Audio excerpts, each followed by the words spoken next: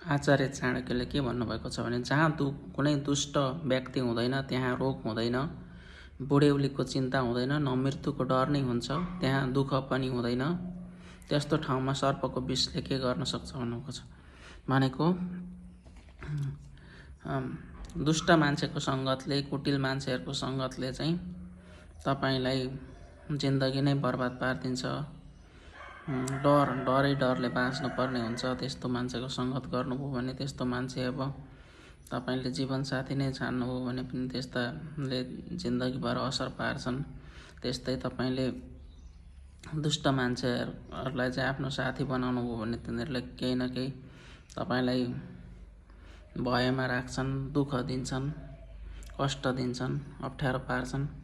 त्यही भएर दुष्ट व्यक्ति चाहिँ तपाईले सङ्गत गर्नु भएन। त्यस्तो मान्छे चाहिँ तपाईको जीवनमा छैन भने चाहिँ तपाईलाई सर्पको विषले पनि केही असर गर्दैन भन्न खोजेको हो। त तपाईलाई सर्पको विषदेखि त्यति डर मान्नु पर्दैन, तर दुष्ट मान्छेदेखि चाहिँ त्यति साह्रो डर मान्नुहोस्, त्यति टाढा हुनुहोस् भन्न खोज्नु भएको छ। धन्यवाद।